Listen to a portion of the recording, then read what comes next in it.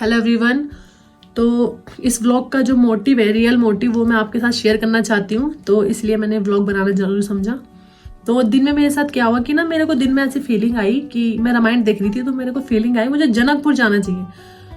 Actual में मुझे कुछ नहीं पता था कि मतलब क्यों क्या, बट एकदम से मेरे को आया कि मैं जनकपुर जाऊंगी, क्योंकि वहाँ पर सीता माता का मायका है और राम जी का ससुराल है वो जनकपुर। तो मैंने जब सिर्फ सोचा एंड मैंने डिसाइड कर लिया मैं जाऊंगी। 4 बजे तक मैंने सब डिसाइड कर लिया। 3 बजे मैंने सोचा, 4 बजे डिसाइड कर लिया। और मुझे वहाँ के बारे में कुछ नहीं पता, ना कभी मैं गई, और ये भी सोच लिया अकेले जाना, चाहे कोई जाए ना जाए, क्योंकि कोई तो है ही नहीं यहाँ पर, क्योंकि मैं नेपाल में रहती हूँ और यहाँ मैं अकेली रहती हूँ, तो कोई नहीं है फैमिली मेम्बर भी। तो मैं सिर्फ अकेले जाने के लिए मैंने रेडी हो गई हूँ। और कल इवनिंग में मेरी बस है 6 बजे और उसके नेक्स्ट डे 5 बजे मॉर्निंग में मुझे वहाँ उतार देगी। तो अभी रात हो गई है, रात को सोने का टाइम है, बट मैं इतनी एक्साइटेड हूँ कि मेरा मतलब नींद भी नहीं आ रही मेरे को। और अभी मैं सोऊंगी और कल मॉर्निंग में उठना है, उसके बाद सामान वगैरह रखना है। उसके बाद मैं 5 बजे तक इवनिंग में वहाँ पहुँचूँगी बस स्टैंड पे और वहाँ के लिए निकलूँगी। तो मैं बहुत ज़्यादा एक्साइटेड हूँ वहाँ के लिए, उनकी सारी स्मृतियाँ देखने के लिए, और पता नहीं क्यों मैं बहुत ज़्यादा एक्साइटेड हूँ। सो ना मैंने कभी कुछ सोचा कि ऐसा होगा या मुझे ऐसा करना है, बस अपने आप हो रहा है, और जो हो रहा है अच्छा हो रहा है। और राम जी मुझे बुला रहे हैं, माता सीता मुझे बुला रही हैं, इससे बड़ी बात मुझे मेरे लिए और क्या हो सकती है। तो बस मैं इसलिए अब वहाँ जाऊँगी, मुझे एक सुकून की नींद आएगी आज। अब तो कल मिलती हूँ, आगे क्या होगा क्या नहीं होगा। सो कल मिलती हूँ। Good night to all. तो मॉर्निंग हो गई है और मैं नहा ली हूँ, पूजा कर लिया है मैंने, और मेडिटेशन कर लिया, खा भी लिया है। और अब सिर्फ और सिर्फ 5 घंटे हैं यहाँ से बस स्टैंड जाने में, अभी 12 बजने वाले हैं। तो मैं बहुत एक्साइटेड हूँ और मेरे को रात को नींद भी नहीं आई आज। तो मतलब मैं सुबह 5 बजे उठ गई अपने आप बिना अलार्म के, और फिर मेरे को करवट ले रही हूँ इधर उधर, नींद ही नहीं आ रही, क्योंकि मैं कुछ ज़्यादा ही ओवर एक्साइटेड हो गई शायद इसलिए। सो अब मैंने आधा सामान तो रख लिया है, जो बाकी सामान है वो मैं रख लूंगी अभी टाइम के साथ। सब अरेंज हो गया है, टिकट बुक हो चुकी है मेरी, एंड अब 5 घंटे बाद मैं बस स्टेशन पहुंचूंगी। देन आपको सब दिखाऊंगी कैसे मैं जाऊंगी और कैसे मैं वहाँ के दर्शन होंगे, एवरीथिंग। सो आगे मिलते हैं। Thank you. Hello once again. तो मैं रेडी हो गई हूँ इस बैग के साथ, और मेरे कपड़े ये रहे, और ये एक बैग है, इसके साथ मैं रेडी हो चुकी हूँ। तो मैं बस स्टैंड जाऊंगी। अब 1 घंटा पहले जाना है मुझे, काउंटर से टिकट लेनी है, टिकट लेके फिर बस में बैठूंगी, और 6 बजे निकल जाएगी, तो इसलिए मुझे पहले पहुंचना है। तो मैं बाकी तो रेडी हो चुकी हूँ। सुबह 5 बजे तक हुलिया ख़राब हो जाएगा, इसलिए नॉर्मली बन के जा रही हूँ। बस में कंफर्टेबल जोन होना चाहिए, और मैं सुपर एक्साइटेड हूँ। मुझे सुबह से इतनी सफोकेशन हो रही है, पूछो मत, बस कि घर से निकल जाऊँ। तो अब मैं रेडी हो गई हूँ, अब मैं निकलूँगी, और आगे की जर्नी में मेरे साथ रहो सब, और देखो मैं कैसे जाऊंगी। तो टेक केयर, मिलते हैं नेक्स्ट स्टेप पे। It's my look, it's my bag, मेरा एक छोटा सा बैग है, और भाई मेरे गले में गर्दन में दर्द होगा, मुझे पता है, 11 घंटे बस का सफ़र है। तो this my full look, so I am going. तो ये तो मैं निकल गई हूँ, रास्ते में हूँ दाई के साथ, जो कि मुझे मेरे गौशाला पार्किंग में छोड़कर आएंगे। बस है, देख लो मेरी बस की शक्ल कितनी अच्छी है।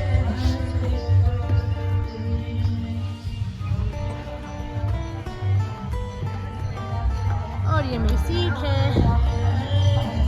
अभी तो टाइम है, 1-1.5 घंटा लगेगा, 1 घंटा लगेगा निकलने में। पशुपतिनाथ का बस स्टैंड है ना, यहाँ पर है।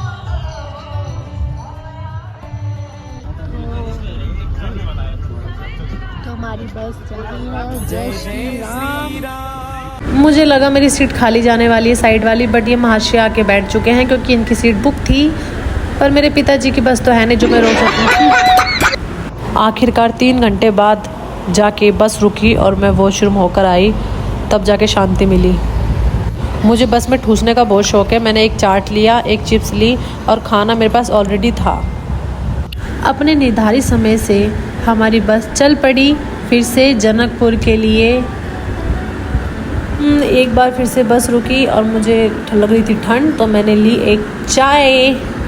बट फिर मेरी चाय इतनी फेवरेट है कि मैंने सोचा यार बिस्किट रखा हुआ है तो चाय एक और ली जाए, तो मैंने एक और चाय ली और वो मैं खाऊंगी अब बिस्किट के साथ। मज़ा आया ना, मज़ा आया। बस लास्ट कुछ मिनट ही शेष रह चुके हैं, मैं पहुंचने वाली हूँ 37 मिनट में। अपने अनुमान के साथ तो चल रही हूँ मैं। देखो अब तो मैं उतर चुकी हूँ यहाँ जनकपुर में बस से। तो अभी तो मैं इस डायरेक्शन से जा रही हूँ जानकी मंदिर। तो मुझे इतना पता तो है नहीं, बस डायरेक्शन फॉलो करते करते जा रही हूँ। रिक्शे वाले तो भाई लूट रहे हैं, तो सोचा पैदल ही निकल लेते हैं, इतनी जान तो है। चलो ये होटल देख लो, मैं तो सिर्फ दिखा रही हूँ, मैं थोड़ी जा रही हूँ भाई, मैं इतना पैसा बर्बाद नहीं करूँगी। फाइनली मुझे एक उत्तम जगह मिल गई जिसे कहते हैं धर्मशाला। ये धर्मशाला के बाहर का दृश्य है। ये एक तालाब है जो कि कितना सुंदर दिख रहा है ना मॉर्निंग में। तो मैं बस अभी रूम में आ गई हूँ, मेरा सामान ये रहा, और यहाँ एक मैंने धर्मशाला ली है। और धर्मशाला में 300 रुपये लगे, और मतलब अटैच बाथरूम का 600 रुपये था और नॉर्मल का 300 रुपये था। बट आपको मैं एक बात बताना चाहती हूँ। सबसे पहले तो मैं जब यहाँ एंट्री करी है तो मुझे 2 मानव के दर्शन हुए थे, अत्यधिक उत्तम थे। उसने मेरे को बोला कि सुनो ना, बात तो करो। मैंने कहा हाँ बोल भाई। कहता है तो भाई समझ के कर लो बहन। चलो वो छोड़ो। उसके बाद फिर मुझे 2 रिक्शे में मतलब बंदे मिले, बहुत अच्छे थे। उन्होंने मुझे पूरा होटल वगैरह दिखाया, पर उनको होटल मिला नहीं। फिर उन्होंने मुझे धर्मशाला के पास छोड़ा और पैसे भी नहीं लिए, और कहा कि कोई बात नहीं, आप हमारे स्टेट में आए हो। तो मतलब कुछ लोग बहुत अच्छे होते हैं, कुछ लोग ऐसे हो जाते हैं, बस बात ही ख़त्म। और यहाँ तो आते मेरे को दर्शन इतने महान लोगों के हो गए। तो ये है धर्मशाला, ये है कंबल, ये बैग तकिया। मतलब मुझे इस रूम में भी इतना सुकून मिल रहा है, मैं बता नहीं सकती हूँ कितना, मतलब मैं बता नहीं सकती कितनी खुश हूँ। और अभी जब मंदिर में मैं दर्शन पाऊँगी तो मैं तो और धन्य हो जाऊँगी, मुझे ऐसा लगता है। तो अभी मंदिर का कुछ ऐसा सीन है कि अभी मंदिर बंद है और 8 बजे खुलेगा, तो अभी कोई फ़ायदा है नहीं जाने का। तो मैं सोची थोड़ा सो जाऊँ, रेस्ट कर लूँ, उसके बाद फिर मैं मंदिर के लिए निकलूँगी। और फिर मैं थोड़ा आराम भी कर लूँगी ना, तो उसके बाद फिर नहा के फिर मंदिर के लिए निकलूँगी। तो आगे मिलते हैं। तो मैं रेडी हो गई हूँ और अब मैं जा रही हूँ मंदिर के लिए। मैंने सूट पहना और मैं बहुत एक्साइटेड हूँ वहाँ जाने के लिए। अब मैं निकलूँगी, तो आगे मिलते हैं, आगे का दर्शन आपको कराएंगे मेरे साथ। चलिए शुभ यात्रा कहती हूँ अपने आप को, और मैं अपनी यात्रा की तरफ निकल गई हूँ। अरे यार ये बाल काबू में नहीं आते मेरे तो। फाइनली वो दृश्य मेरी आंखों के सामने था जिसे मैं देखने के लिए कब से तरस रही थी, जानकी माता का मायका। आखिरकार मुझे सीता माता, राम जी और लक्ष्मण जी का दर्शन प्राप्त हो ही गया और मैं बहुत खुश हूँ। तो ये है राम जी और सीता माता का विवाह मंडल। अब इसको अंदर से देखते हैं। तो कर लीजिए इसके दर्शन, क्योंकि ये अंदर से बहुत प्यारा लग रहा है। मैंने देखा, मैं तो मुझे बहुत अच्छा लगा, आप भी देखिए। तो ये वो जगह है जहाँ पर राम जी ने बाण मारकर गंगा को प्रकट किया था। यहाँ की शाम की जो आरती है बहुत सुंदर है, बट मैं कर नहीं पाऊँगी क्योंकि मैं हूँ नहीं यहाँ पर इतनी देर तक। तो अभी देख लो, ये मंदिर बाहर की तरफ है गंगा तट के, और बहुत प्रसिद्ध मंदिर है, हनुमान जी का है मंदिर ये। आखिर हम पहुँच गए हैं अपने स्वर्ग द्वार पर। यह है बाबा भूतनाथ महादेव मंदिर। यह है पशुपतिनाथ का दूसरा रूप है, और ये भी यहाँ के प्रसिद्ध मंदिर में एक है। तो बोलो हर हर महादेव। तो ये रहे हमारे महादेव। तो ये है जानकी मंदिर के बिल्कुल नज़दीक वाला तट, और इसे सीता कुंड भी कहा जाता है क्योंकि यहाँ पर सीता माता स्नान के लिए आया करती थी। यह है हनुमान जी का मंदिर जिसे संकट मोचन मंदिर के नाम से जाना जाता है। तो अब भूख लग गई मुझे, तो मैंने सोचा थोड़ा सा नाश्ता किया जाए क्योंकि मैंने सुबह से कुछ नहीं खाया है, और अब सोचा अब खा लेना चाहिए। तो मैंने डायरेक्ट खाना ही मंगवा लिया जिसका प्राइस 70 रुपीज़ था, ठीक था। तो मैं पूजा करके ये जो 3-4 मंदिर थे मैं वहाँ से आ गई। कुलदेवी मंदिर में मैं जा नहीं पाई क्योंकि वहाँ पर बहुत ज़्यादा भीड़ थी। तो मैं भी 2 बजे के बाद मतलब भाई बता रहे थे कि 2 बजे के बाद खुलता है और उस टाइम भीड़ कम हो जाएगी। आखिरकार इतनी कष्टों के बाद इस मंदिर में प्रवेश हो ही गए हैं। यही है वो कुल देवी मंदिर और बहुत फेमस मंदिर है और यहाँ पर भवानी मंदिर के नाम से भी जाना जाता है। और आज अष्टमी का टाइम है तो बहुत ज़्यादा भीड़ है। तो अभी मैं निकल रही हूँ, यहाँ से एक मंदिर है धनुषा धाम, वहाँ जाऊँगी। उसके बाद वहाँ से फिर बस स्टैंड चली जाऊँगी सीधा। 6 बजे की बस होगी मेरी, तो टाइम से निकलना पड़ेगा। तो अब मैं यहाँ से एग्जिट करूँगी धर्मशाला से और सीधा वहाँ पर जाऊँगी। मैं आ गई एक रेस्टोरेंट में, क्योंकि धनुषा धाम जाने के लिए मुझे 5 घंटा चाहिए। मेरे पास इतना टाइम नहीं है, मेरी बस मिस हो जाएगी, इसलिए मैं बहुत दुखी हूँ। बट मुझे राम जी पे भरोसा है, मुझे अगली बार बुलाएंगे और फिर मैं उस धाम का दर्शन करूँगी। अब भूख लग रही थी तो सोचा मैं मोमोज़ मंगा लूँ, फिर मोमोज़ ख़त्म हो गया मेरे, और भूख लगी तो मैंने सोचा ये मंगाया जाए जिसे कहते हैं समोसा, छोले समोसा। एंड फिर मैंने एक लस्सी मंगाई। लस्सी तो बहुत टेस्टी थी भाई, पेट तो मेरा फुल हो गया। हर कोई मुंह से भरा है, अब खा पी लिया तो दुकानदार ने कहा भाई तुम बाहर जाओ, हमारे कस्टमर आ रहे हैं। तो अब क्या ही कह सकती थी, निकल कर आ गई बाहर। जगह तो है नहीं कहीं, तो बाहर ही चप्पल की दुकान पे बैठी हूँ और वेट कर रही हूँ बस का। धर्मशाला भी नहीं जा सकती। चलो एक बस आई तगड़ी, मैंने सोचा इसी में ले लेती हूँ टिकट। अच्छी है, डीलक्स है, सुपर डीलक्स है और 1300 रुपये की टिकट थी। ये सीट मिली मेरे को। और यहाँ पर बहुत गर्मी है, मेरा चेहरे की हालत अलग ही हो गई है कल से एक दिन में बहुत चेंज हो गया। क्योंकि यहाँ पर जो मतलब गर्मी है, जैसे काठमांडू में 23 है तो यहाँ पर 32 है, तो बहुत ज़्यादा फ़र्क है। गर्मी बहुत ज़्यादा थी और बाकी सब बहुत अच्छा था, लोग भी अच्छे यहाँ के।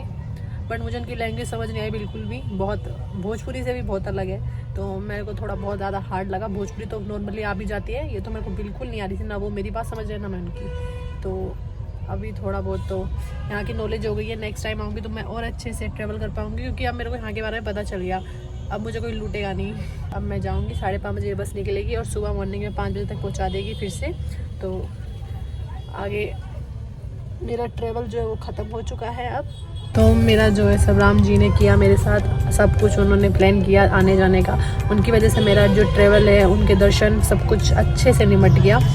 और आई होप कि वो मुझे फिर से बुलाए अपने धाम पे, जानकी माता मुझे फिर बुलाए। और मैं चाहती हूँ आना, क्योंकि मुझे बहुत अच्छा लगा उनसे मिल के। यहाँ पर अलग ही एक सुकून था यहाँ के, और मुझे अपने दिल से कह रही हूँ, मुझे बहुत ज़्यादा अच्छा लगा। और हर एक चीज़ मेरे लिए यहाँ अवेलेबल थी, जैसे कि उन्होंने राम जी ने पहले से सब कुछ प्लान कर रखा है मेरे लिए। मैं आई, धर्मशाला इजीली मिल गया, लोग मिल गए मुझे, उन्होंने छोड़ दिया, बस मिल गई इजीली, और बाकी सब कुछ मतलब इजीली मेरे को परफेक्टली, मैं सब कुछ ऐसे था, अवेलेबल था मेरे लिए पहले से ही। तो कहते हैं कहीं ना कहीं अगर जब भगवान चाहते हैं तो वो साथ देते ही हैं उस चीज़ के लिए। तो उन्होंने चाहा मैं आऊँ उनके धाम, और मेरा अच्छे से सारा विज़िट हुआ। और मैं बहुत खुश हूँ कि मुझे यहाँ पर आने का सौभाग्य मिला। मैं बहुत I am so happy for this. And जय श्री राम। और आप सब भी आए जल्दी ही, मैं चाहूँगी कि आपको भी राम जी बुलाए, सीता माता बुलाए आपको। और जस्ट यही कि खुश रहें, भगवान जी सब देख रहे हैं, जो अच्छा करेगा उसके साथ अच्छा होगा ही होगा, और बाकी जो बुरा करेगा वो अपने कर्मों के साथ ही जो करना है वो करेगा। कर्म ही है जो फल देंगे। तो जय श्री राम।